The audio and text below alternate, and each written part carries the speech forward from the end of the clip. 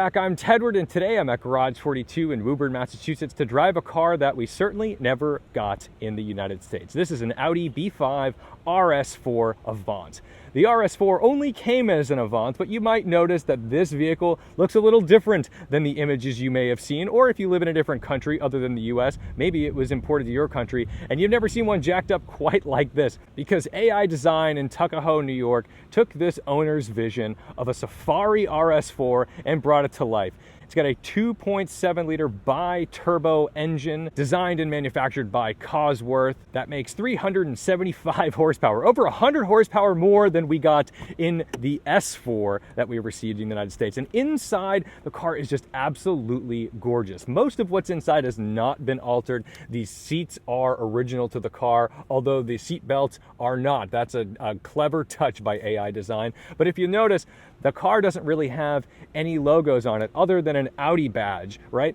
The OZ wheels, they don't say OZ on them. The owner wanted this to be ultra OEM looking, and behind these OZ wheels are some super beefy brakes. This thing still looks monstrous, even in 2021. The more you look at the car, the more you find the details. We've got a FLIR night vision camera here, lots of rally lights, and pretty much every crevice of the car has something to find, whether it's carbon fiber or additional lighting. But you cannot miss the light bar up front. This light bar was honed out of a single giant piece of aluminum. I was actually there for the manufacturing process here at Renscott, next to Garage 42, and it's not simply cosmetically linked to the bumper. This is actually attached to the frame. So if you hit this, you're getting messed up, not the car. Under the hood with a T-grip. Very interesting that there's a T-grip here. I don't know why that seems odd to me. It just seems very old school to have a T-grip. But let's take a look under the hood. In typical Audi fashion, this engine is quite far forward, way out over the front axle. This is a true front engine car. And that's how Audi likes to roll. They like to put their engine right up against the headlights. This V6 has 5 valves per cylinder, KO4 turbos, and was manufactured at a time when Audi was not messing around. This was not just some consumer vehicle. Those who got one of the 6,000 RS4s were greeted with an overbuilt, substantial machine. In the hatch, we have tons of space back here, but one of the cooler features that you wouldn't know by just looking at it is this is a dog bed. The owner of this car likes to take his dogs around, my little friend Charlie, and I can't believe this. This is great. He actually put a dog bed in the back of the vehicle, so that way the dog can just jump in and you're not having to go and sort anything out. It's just the car is ready for you when you're ready to go with the dog. It even has probably the best puddle lights I've ever seen on a vehicle. So kudos to AI Design for really knocking it out of the park with this build, because it's so subtle and surreptitious that when you look at it, of course, it's outrageous that you have an RS4 in the United States with its big fender flares and its wagon style. But when you look deeper, there's just always a new detail lurking beyond. And that's, I think, what they do best. So let's take it out for a drive and see how it handles.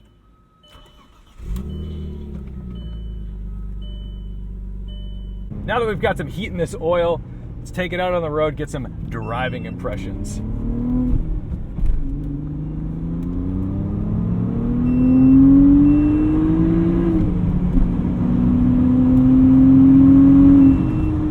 That gets up and goes. You can definitely get this old world turbo feel. That beeping, don't worry, that is not an low oil pressure warning. That is the dash cam. If you've watched the LFA video, it's the same dash cam. So we're gonna have a little bit of the same of that. I think what it's telling us is that, hey, you've done something. There's been an event. It's recording, and this has enough acceleration to indicate an event. That's always a good thing. First thing you notice on the highway, aside from this beautiful Alcantara wheel, very simple, no silly buttons, just a horn. There's some road noise from these big tires, no surprise there. I think that's the sacrifice you've got to make when you've all-roaded something. We can pull off the road, wait for traffic to pass in the dirt with no worries. It's 100 degrees out today, not exactly what you'd call boost weather. But man, I can't believe that even with these tires, you can rip around these roads like this. We're gonna be a little gentle past the golf course. We don't want to careen into a golf cart.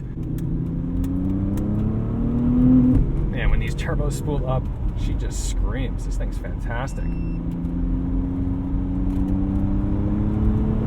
Not even wide open. We're of just taking our time. You know, sometimes when you put tires like this on a vehicle, you lose a lot of torque. Well, luckily, this already had plenty of torque. Because it's 2021 and we're driving a 20-year-old vehicle, I'm not exactly bummed about it not setting records here. You know, I can just enjoy it, but it's still plenty quick for the roads of today. It's too quick. I mean, it's too fast. This is a joy to row through these gears too. And the gearbox, like I said, just feels like it's honed from a single piece of metal, which is great. The gates, though, very Audi. They're pretty far apart. They're pretty spaced out. And I think the most disconcerting shift is that 5-4, because it's a good way over down to that fourth gear. There's always a little piece of your brain that goes, ooh, I hope that's not second. Something about RS vehicles, or Quattro vehicles, proper Quattro vehicles, actually built by Quattro, just feels so beefy and intense. And it's not something that you can even feel in like a regular S4.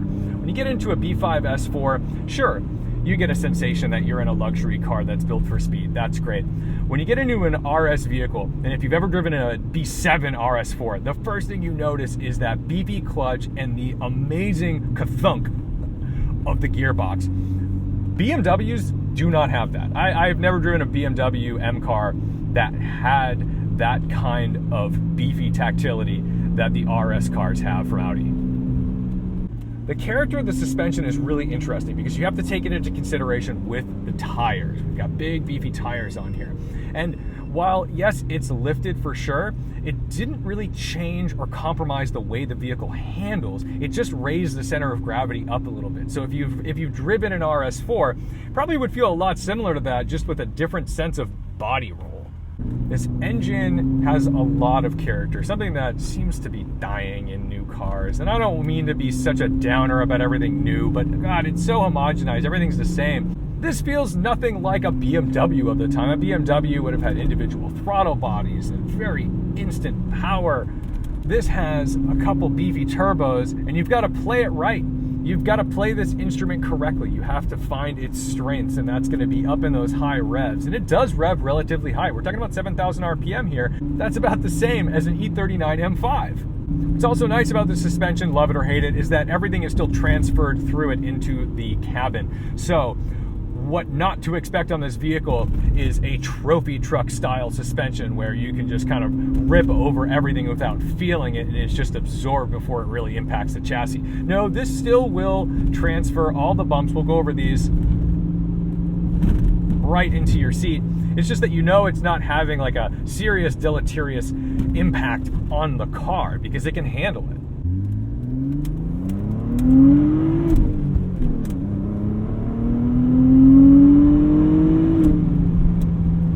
Also not quite as much squat and dive as I anticipated. I thought this thing was going to just be, you know, all over the place in terms of pitch, dive, and roll.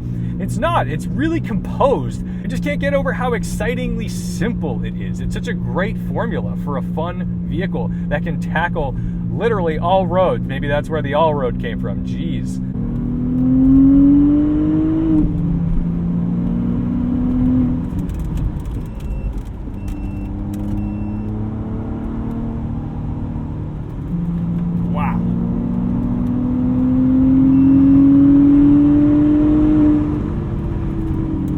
So composed. I mean, look, in the GT3 RS, when I take that corner, when I change direction, there's a little bit of a bump, and it upsets the Porsche. It's stiff. This, it just glides over it. Oh my goodness, what a thing. What a beautiful thing a giant, tall suspension can be. You know, we worked our whole lives trying to make these sports cars that are sporty, that can handle the racetrack. But like, sometimes we forget, we need to handle actual roads. We need to handle the environment that we're actually given. And oh my goodness, I think I have to go in all of that traffic. That is not going to be fun. But man, oh man, easy to drive, fun to drive.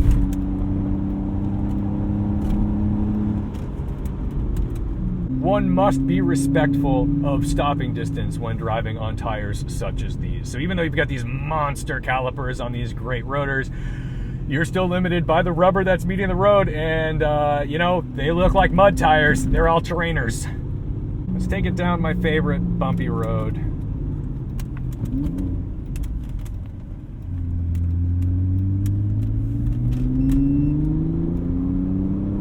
Usually I've got to go really slow on that bump. Not in this. You can really just own everything here. It's wonderful.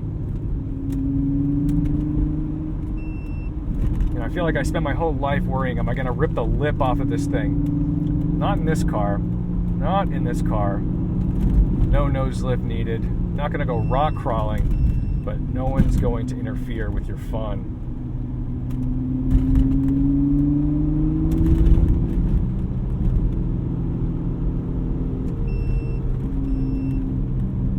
I should also give a shout out to Life of Palos. He mentioned me on this channel the other day, and I really appreciate that as kind of one of his new favorite channels. That was very kind. That was very kind of him. So thank you, Life of Palos. Off we go.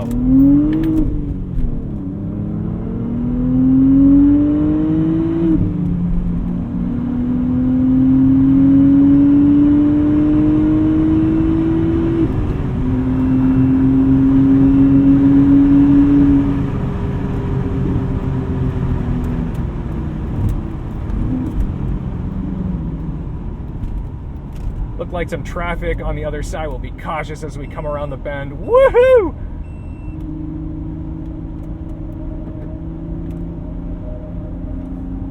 It's just not as understeer happy as I anticipated it to be, as it should be. I mean, this thing really moves, and I don't feel like I have to adapt to it in any way that other than just minding my weight transfer and braking distances. This thing is a beast. I love it. I love it so much.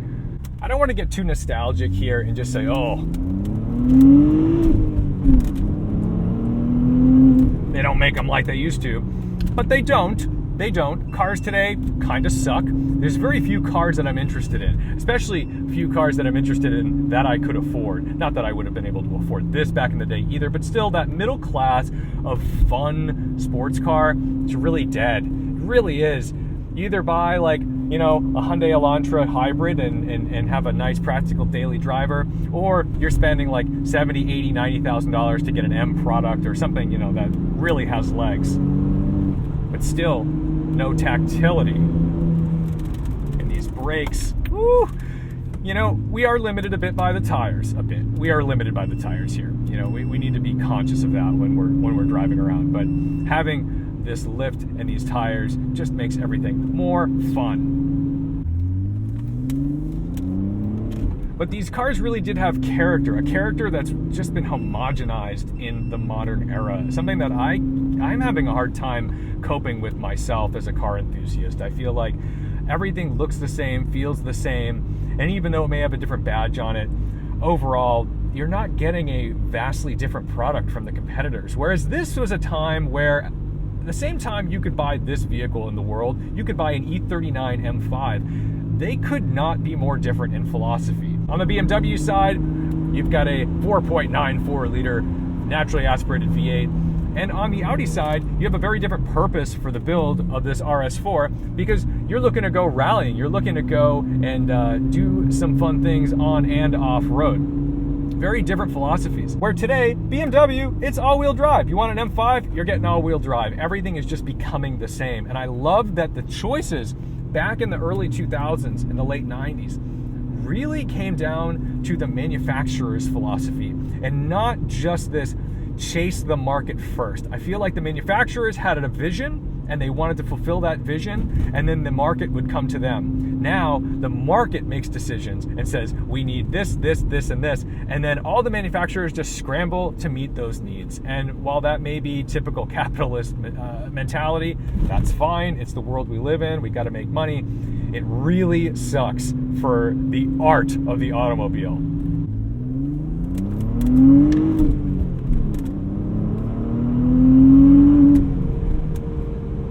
How this revs out. So it goes to be said, if they didn't make it from the factory, make it yourself. So I gotta say, giant props to AI Design. I got a shout out to Ryan, Matt, and Roger over there for making this happen. Of course, to Team Champagne Ninjas for having bold taste, no fear, and let's just say a charismatic checkbook to get the job done, because this doesn't happen for free. Good work, guys. Thanks to the Patreon supporters for making this YouTube channel and podcast possible. Don't forget to respect the drive, and I'll see you in the next one.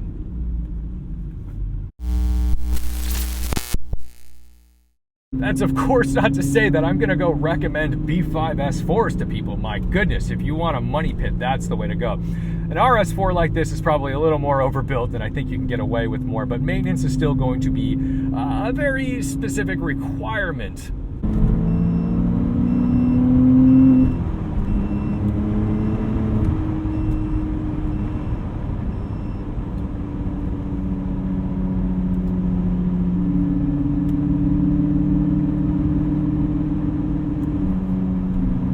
Sixth gear, cruising along 110 kilometers per hour at 2,500 RPM. Not bad, not bad. We've got a hyper blue BRZ here. Very cool. Nice to see. Love to see it. Love to see it.